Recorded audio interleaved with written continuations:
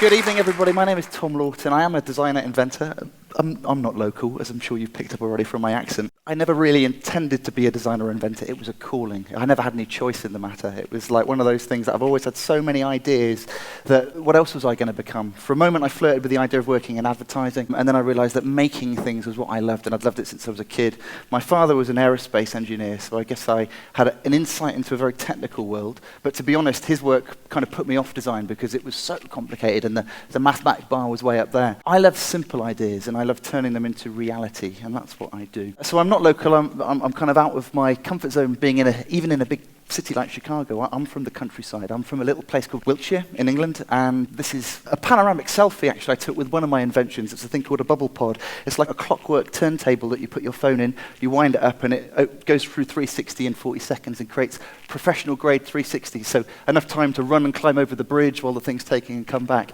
You might recognize this type of scene from like things like Warhorse and Stardust and the Wolfman. So we've had Spielberg in the village, and every now and then they want the right backdrop to make things look like it's Christmas all the time, which is kind of what Cusp does look like. But it's lovely to be here, and I've already fallen in love with your city. I've been running up and down the lake. I've run 15 miles in the last kind of day and a half since I've been here. And what I love about it is the fact that you can step out of the city and see it and have perspective, and that's such a good thing. And perspective is one of those important things in life, to be able to step out of your situation and kind of see things fresh. Now, this is the town I'm from. It's called Malmesbury, Wiltshire. The image might make you think of a Stephen King thing called Under the Dome. Is that anybody familiar with that?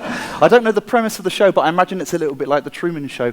And in reality, Malmesbury is a little bit like that. There's only 5,000 of us who live in it. It's like a big village. It's about an hour and a half from London. You'd find it if you walked London's Thames River all the way back to the source, then got to the source and walked 5 miles south. Then you'd find Malmesbury, and you'd find me and the Smoking Dog, which is a pub that's somewhere around there. It is a kind of microcosm. It is different to the rest of the world. I've never locked my bike in this town, right? So I live in a world that's a little bit yesteryear, but I really like that because the way that we're connected with tools these days means that you can live in the future wherever you are. And if you've got imagination to power that, then it really doesn't matter where you are. So for me, I like nature and I like stillness. I've got so much going on in my head that being somewhere that's got very little going on is really good. So I've got no distraction. We don't even have billboards, we don't have adverts on the streets, none of those things. And I look at all those things as kind of taking the energy from you and distracting you. So I find myself as a product designer or an inventor, which is a strange thing because it's kind of about materialism in a weird way, and I'm a very spiritual person. There's also another famous inventor from Malmesbury. You might have heard of a guy called James Dyson.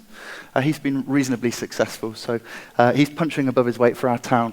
Lots of friends who work at Dyson HQ, and some very, very smart people there doing some very cool stuff. It's not all domestic floor care. They're doing some really interesting things that don't see the light of day. I was taking my son to school on the skateboard bike, of course.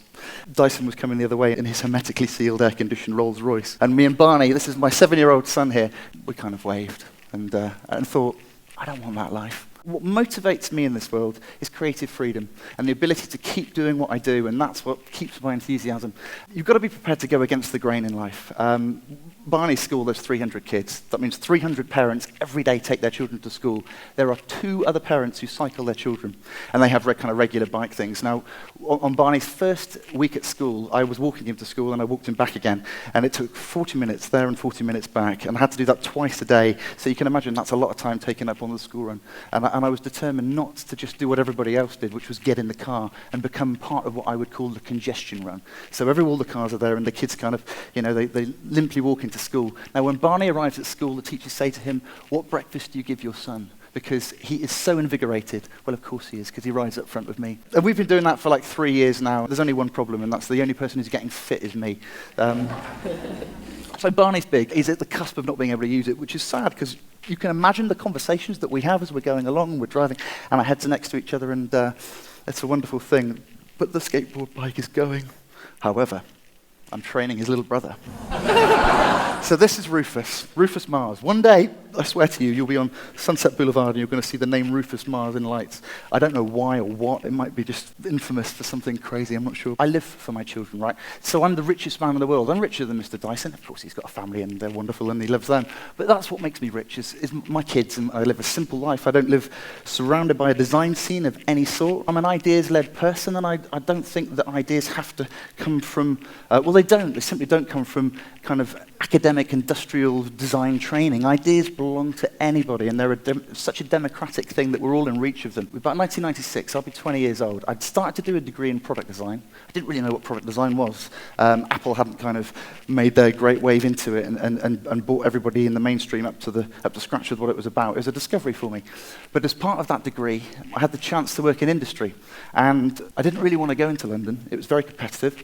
And I found that competition is a really good thing, but often it can stifle creativity a little bit. What I like is things that are spirited. You see, I'm not a big reader. I don't go on holiday with books and read Grisham novels or whatever. I go on holiday with blank sketchbooks and I fill them. I wanted to kind of awaken myself a little bit. I wanted to have an experience. I was supposed to do an industrial placement. I decided to go to South Africa because I was in love with this man. I was so inspired by what he was doing and how that country was transforming.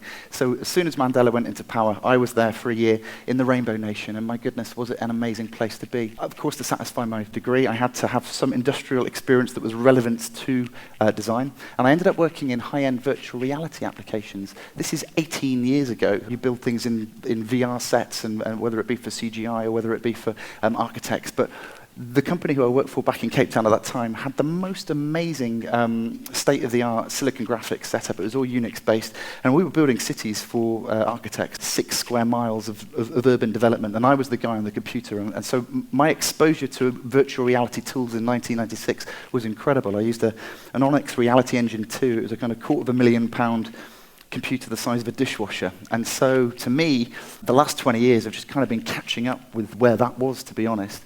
But what South Africa gave me was this incredible spirit, this incredible kind of sense of like, wow, I work in that space. The intersection between art and science, and it's wonder. I kind of spend my life wondering about things, about everything, about other people, about life, about what we're doing, about how we can make things more positive and better. I came back from South Africa with a sense of like, right, I got to finish my degree. I could go and get a job. I don't want a job. If I could find the right company to work for, sure, but who's going to let me truly go wild with my imagination? What I need to do is create that job for myself. So I went on this journey. I want to be an inventor. I want to actually conceive my own ideas, and I want to work on them, and I want to build businesses around them. Nobody's going to pay you to do that. Nobody's going to pay you to develop your ideas and then let you have the rights to it. So my journey has started lean and right at the bottom. When I finished university, I was working on a golf course, being paid £4.50 an hour. It's like under $10. And I was paying a patent attorney £150 an hour. So as you can imagine, my financial position wasn't particularly sustainable. But I have slowly climbed up this ladder over the years. You've got to follow the path that you feel is right for you, and it is going to be the difficult path, but it's worth it in the end. So I came back from South Africa, thinking about, right, what am I going to design for my last year of my degree? If I thought, it's not about getting a job with this degree, let's design something, let's invent something, maybe I could take that to market. That would put kind of point to all these years of studying. And I was wondering, what should I design? And I decided to think about redesigning the ironing board. And I thought, well, what's the most exciting thing I could do with an ironing board? I know, I'll put it on the top of my parents' house, and I'll do the ironing on there, and see if there's anything at all exciting or interesting about ironing boards. There isn't. And I didn't redesign the ironing board. But do you know what happened? 6 months after the shot was taken, and that's in 1997, there was a movement in Britain, and it started in Leicester, 6 months after this photo was taken, called extreme ironing. Has anybody heard of this? Have you heard of extreme ironing? I mean, I've always thought, how the fuck did they see that photograph? What happened there? I just think that it's one of those eccentrically British things that I did, and then there would just happen to be some other eccentric Brits who started extreme ironing. I didn't redesign the ironing board. I started at the beginning of the day, and I thought, right, what frustrates the hell out of me? Let's go with that angle with inventing something. Let's find a product that annoys me. 7:30 in the morning, my alarm clock. Of course, my alarm clock drives me mad. I mean, you wake up before it's actually gone off in order to disable it, and then you oversleep, and then you're late for work. So this is my first product, my first success. So I didn't make a lot of money, but it allowed me at the age of 22 to make an idea happen. And the product was quite simple, really. You've got more imagination than a beep beep, so make a product with nothing, with no sound whatsoever.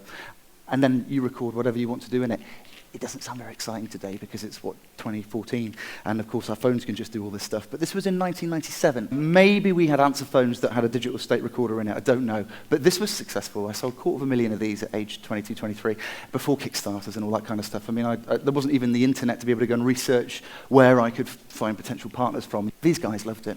So kids because they've got such big imaginations. They're not inhibited. They record their siblings kind of making all sorts of stupid sounds and wake up in all sorts of different ways. So this was a tremendous success. And it gave me a sense of like, right, okay, now what's next? I went traveling. So for a brief period of time, I had a little bit of money from royalties, so I could free myself up a little bit. I wasn't so grounded in doing freelance stuff and however else I was paying the bills. I went traveling to India. If you've ever been to India, it is truly the most amazing, jaw-dropping, visual stimulation, such an incredible experience. I was in an open carriage doorway, riding third class. There basically is no door. It's an open space. How fantastic is that? Of course, that's exactly where I'm sat, looking at the open world in front of me. And behind me are probably about 16 or 17 other Indian guys who were crammed into that space. And I had this kind of vision, and I thought, bearing in mind that I'd had this exposure a couple of years before in high-end virtual reality applications, right? So I knew about immersive environments. I had this vision, and I thought, wouldn't it be amazing if I could capture life as a bubble? Right, so I'm on this train and it's moving along. If I could somehow have a camera, this is before there were mainstream digital cameras, before Google Street View, this is before the iPod, and I thought, I'm going to create a panoptic portal for mobile virtual reality communication, right? Now, you might be able to grasp now what I'm meaning by that when you think of Oculus Rift and where Facebook are going to take the whole kind of virtual reality thing, the idea of bringing in immersive worlds as a means of communication. I was thinking that in 2001. I'd never seen a camera phone, and I thought, imagine if I had a device that could shoot life, not in the subjective frame of a camera, which of course fits things in and it's blinkered, but truly giving it context to actually get the whole moment so that you could see the beautiful kind of sun setting over the mountains in this Indian landscape, and the train, and me with all the 12 guys in the carriage surrounding me, and capture that moment as a slice in time, and then be able to share that. And I was thinking about my mum, who was 6,000 miles away, and I thought, wouldn't it be wonderful if I could just capture this bubble, life in a moment, and send it to her, 6,000 miles away, and she'd be somewhere through the computer. I wasn't imagining she didn't have a mobile phone, and she could somehow see this bubble that I was in, and she'd think, oh, that's cool, Tom's happy. And that's all I wanted to know, right? So mobile virtual reality communication, the idea of VR picture messaging was conceived in that moment with me on a train because I wanted to capture and share life with people that I loved. I set about a self-funded R&D development project. At the top there, first concepts are a multiple radial array of cameras. Second along at the top, we've got a back-to-back fisheye smartphone. I've got reflective systems, I've got panoramic refracting optic, I've got catadioptic systems. I put contracts on BAE systems. By 2007, I had literally bled every bit of effort and energy I had into it, freelancing to kind of create incomes to make this happen. And I had a license deal with a big Far Eastern manufacturer to make the thing with the green band on it, which was called the Bubble Scope 1. And we were going to take that to market, make 100,000 of them, and I remortgaged my house, I sold my car to support that with prototypes that I needed to do, and the deal fell apart, so I had nothing. At the same year, I had my first child, so we were kind of like, oh God, right, Tom, yeah. My wife is my biggest investor because nobody else has ever supported me, right? And not financially. It never happened. The States works a little bit different like that. You champion ideas, people. In Britain, you have to prove yourself beyond the point of bending, okay? And that's the reality of it. I'm not complaining at that because I've only pursued what I want to do, what I love to do. So that failed, 2007. It was put down the side. But I'm not one to feel sorry for myself. I had another project. I had a couple of friends who were depressed, right? If you ever visualize depression, it's a down, darkward spiral. And this happens to everybody. I can get depressed. Of course I can. I can be euphoric as well. Fortunately, I don't live at either end of the spectrum all the time. Otherwise, I would be bonkers. And I had a couple of friends who were really suffering from depression. We were going into winter, so it was getting a bit dark and gloomy. And what I wanted to do was create something that Britain really needs, which is something that gets better when the weather gets bad, because the weather is so bad. And I thought, let's take the wind. And as a child, I'd always wondered, what is the wind? How do you see it? It's an invisible force, yet it moves the trees and everything else. I'm also thinking at the same time, I must get my mind into sustainable product design. And so what I did was innovate a thing called a Firewinder. I won a thing called the Green Dot Awards in America. It's like your biggest green design award. The Firewinder captures the wind from any direction, and it turns the wind's energy into an upward spiral of light. So instead of the dark downward spiral of light, upward spiral of light to lift people's moods. That's all I wanted to do. What was beautiful about it was that as the wind blew stronger, the Firewinder grew brighter.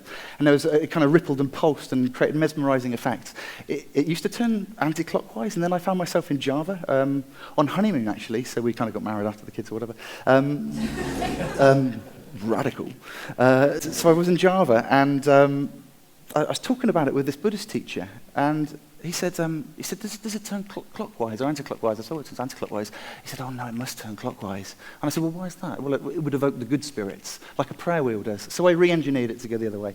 And most engineers don't do that kind of stuff, but I do because there's something more, there's something deeper. I don't know what it is, but there is something bigger, there's something magical. Now, this business failed in the recession, right? And it failed because to support the business, I had to take out a toxic business loan with one of our big banks. I'm not going to go about big bank bashing at the moment, although I could. But this business was strangled to death because I had put everything into a particular loan, and then I had a problem with my supply chain, and I couldn't sell products, and I was having to keep up payments on this particular loan, and it was on me personally, and it just strangled me to death. But I did one amazing thing with it, and that was I lit up Glastonbury tour. So I'm a Somerset kid, and I grew up near this place. You know it for the festival, and they've got this magical tour there. To me, it's my cathedral. I'm not religious, but that's my cathedral, and Castle Combe is my church. Nobody's ever lit it up. It's owned by British Heritage and the National Trust, and they said that you can't have fire, you can't have electricity, we can't put any of those things up there. I said, but it works in the wind. And they said, okay. So I went up one evening, it was like about -2 degrees up there because it's so high and the wind's so hard. Now, the people of Glastonbury are quite alternative, so their minds are already wired out there. And it's a little bit like a mini Burning Man kind of community, I suppose. We had hundreds of people, just like a pilgrimage, all came up to the top of the tour, and the BBC came by and they filmed it. And it was a wonderful thing. I've still got 150 in my garage. And today when I was running on Chicago Lake, I thought, yeah, I've got to take these on worldwide installation trips and put them in amazing places. Anyhow, so Firewinder was successful, right, but not financially, not commercially, but it was critically well acclaimed. So it won me to awards. Suddenly I'm like, all right, okay, I'm not just a completely mad random inventor. Bubble scope. I couldn't put the idea away. It had beaten me before, but what had happened was the idea the platform changed. So suddenly there was Facebook, suddenly there was Twitter, suddenly there was smartphones, suddenly there were camera phones. And I thought, well, rather than make this standalone camera that kind of sees everything, why not enable the phone to be able to do the same? So I made an attachment for an iPhone and a Samsung and BlackBerry and all those kind of things as well. It's a little capsule, you clip it on the back of your phone and you can shoot life in a bubble. And now I can do exactly that. So I've been in India and I've been in that situation where I'm on a train and I've shot the bubble and I've sent it to my mum, and that's quite fulfilling. That's quite fulfilling when you know that you were the guy who was thinking that like 10 years before. I've also made a thing that had a recent Kickstarter success. That shot at the beginning that was of Castle Combe, the big panorama that I took a 360 selfie, that was done on the clockwork turntable you see up there. Clockwork, because it just won't go wrong. You don't want to be up Machu Picchu, climbing, trekking, doing whatever, trying to get that perfect holiday panorama, and suddenly you've got to USB charge this thing. It's like, no, make it clockwork, make it simple. Anyhow, on this journey that I've been on, I suddenly had a kind of knock on the door from TV. I'd done little bits and bobs before. I'd always promoted my own products, and of course I've got this wonderful little family. I'm not biased. But about that kind of just saying yes to things that you wouldn't normally do. I actually can't stand celebrity culture. I kind of look at television, being the idea of being a TV presenter. I'm like, no, man, I want to be the future of TV inventor. I want to create this kind of immersive 360 world of TV that you could now have in an Oculus kind of thing. Tell the truth. TV's never really enchanted me, but they got in touch, and I had Channel 4 a meeting with them about 2 years ago, and they said, what would you like to do? And basically all I was doing was talking about my kids and showing photos of them. And the lady said, the commissioning editor just said, I said, I don't want to be a TV presenter, but I like challenges. She said, all right, we'll give you a challenge. How about you and your son, I don't know, create something completely different. We need a vehicle for you to kind of launch you into the world of TV. And bearing in mind, I always need to find second incomes to support my addictive ideas habit, because I could kind of bankrupt myself in a second. So my son Barney and I, we put our heads together and we created about 25 inventions over the course of what plays out as a 3-hour TV show of 3 parts. It's kind of like an emporium of invention, an imaginarium, a place where it could have been an inventor's shed at the end of the garden, but we did it on a boat. And we took an old pilot boat that was like 40 years old. It had been on the dry dock, something that had been discarded. And I thought, well, let's repurpose it and bring it back to life. If you've had anything to do with TV people before, you'll realize and know that producers like rather a lot of control over what they're doing. So the show pans out that in kind of real time, like me and Barney are conceiving all these ideas sequentially, and we go off on these trips. The truth is, before we filmed, Barney and I brainstormed together in 2 weeks, and we came up with 24 ideas that then came out because the producers needed control over what was going to happen. But it didn't take away the essence, and everything started as a sketch, and that was important because I wanted to not put any barriers in between people and their ideas. ideas. It should have been called the Proof of Concept Show, but this is what I created, and I called it necessity, the mother of invention, which is slightly ironic because there wasn't anything on it that was truly necessary. The great big golden armadillo roof rolled back so that it could be an indoor-outdoor space. There's a giant ship's funnel with a pop-up barbecue in it. That decking on the top, the furniture pops out from it. There's a vertical thing there. That's my beer cannon, of course, so that I could just press a button and from the fridge, a beer came out and I caught it. And of course, I'm there on TV, and I actually catch it and drink it. One of my favourite things, top up there, is the hero seat. Right, we deliberated for ages as to what should the figurehead of the boat be. Should it be like Mermaid or Medusa or Poseidon or Neptune? And we were like, no, don't follow false gods. If you have the balls, you become the god of the boat. In the middle, we've got my grow and go garden, which is a cascade of baskets. It's an aquaponic grow and go garden, and it replenishes itself with water. And what I wanted to do to people was just wanted to infectiously enthuse about ideas, but also to tell people that there's something wonderful about daring to dream and going against convention. There were a few smart things up here, top right, of course, because I've got lots of friends who work with high-end optics, and I know a bit about that space myself from my 360 stuff. These are solar jellyfish. They collect light very sustainably, and they'll pipe it with fiber optics into wherever I want in the boat. So there's a lot of applications for that in the real world. But I still can't give up on my big vision for Bubble, and that really is this panoptic portal for VR creation, for mobile VR creation. When everybody's got their Oculus Rifts and they're wearing them, and that was inspired by a gamer wanting to be inside the game. I'm a creator and a storyteller who's inspired by life. I want to be able to capture life and bring it into that world. I'm not interested in playing in games. I'm interested in sharing experience with people in that space. And so I work with some very smart people now. This is Mike, one of our PhDs in optical physics, and he's playing with our very latest piece of hardware. It's a real disruptive game changer. I've got competition now. Every one of these companies here, you have seen already as concepts from mine from 2001, 2002. Every single player. I relish them. It's fantastic. It keeps us on our toes. It makes the space grow bigger, and that's a good thing. And this is going to be kind of my play, which is what I call Bubble Cam. It uses my ultra-high fidelity precision optics, and it's like a little lightsaber, but it shoots truth, right? And I think there's something in that, because it's all about light. So many applications. I've got the WWF, want to put them on the ground for conservation. I've got Jamie Oliver, who wants to do a thing called Just Jamie, put them on the table as he's cooking, so that he doesn't need a sound man and his cameraman and everything else. He just moves around the camera and does his stuff. And YouTube want to do it for like news, streaming, and for live music and that kind of stuff. So it's very interesting. Of course, I'm unfunded, so I'm just working on my wits and my talents and the things that I can do, and at some point things work in my favor. What I have learned is to keep things simple. My next product is a thing called honkies, right? Handlebars that honk. The only clever thing is using the open tube of the top of the scooter bar, because it's open, and then using that as an extended part of the trumpet. One end is squeezy, one end is honky. When fucking simple. But in simple designs, what's lovely about that is when that's discarded in someone's garden 2 decades later, it'll still be working. And so what I've learned is keep design simple and design to be resilient. Right, so of course all my things are going to have purpose and story and positivity, but design things to be resilient. And that brings me on to my next venture, which kind of brings everything together. I don't want to be a TV presenter. I've got everybody offering me stuff now. I can go and work for the BBC if I want to, and I no doubt will. I've got a wonderful concept and development with them called Man versus Machine, and I like that media. Don't get me wrong. Now I've done it, I realised how much fun it is. I mean, when I walk into my town now, it's just a joy, because people look at me and my son as, we're not celebrities, we are the same people. There's nothing exclusive about our lifestyle. We're so approachable and reachable by everybody. I want to kind of break that myth, that divide down and make it accessible to everybody. My postman came by me the other day and he dropped off a letter and he said, "You're Tom Lawton, aren't you?" And I'm like, "Oh, yeah, that's clever. You're holding a letter with my name on it." and he said to me, and he'd seen the show with my son, and he just said, "I wish I'd had a dad like you." Now, how am I supposed to? I mean, that's just amazing, right? That's just incredible. That's so warm, and that's what I'm about. It's about community. And now I have a great relationship with the guy, and I kind of understand a little bit more about his life. So I am positively human. That's what I'm about. My motivation is to take simple ideas, brilliant ideas, take them out, make them happen. My key thing is resilience, really. I can't, it's like the thing you're seeing me now excited about projects that have literally broken me and kind of, stretched me in every possible way, but I'm still enthusiastic about them. I'm even more excited about the stuff I'm now working on and doing, but of course I can't talk to you about it because of intellectual property rights and that kind of stuff. But I have a couple of designs. One of them's Barney's, which is amazing. Which of course I can't talk to you about because otherwise he'd shoot me. But the other one is, it's a wearable renewable energy device. It will revisit the spirit of the Firewinder, the wind lights, but it's a human device, and all I want to do is design something that lasts longer than I do. That's my objective. My enemy now is obsolescence.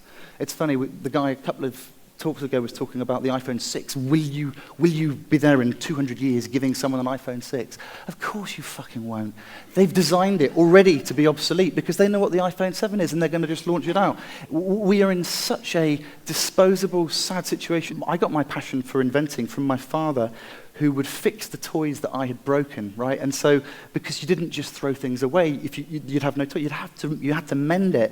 And that's what I want to do, is I want to bring that back, I want to bring that longevity back, but in a range of devices that are simple and they are resilient, and at some point I'll make some money. Thank you very much for listening.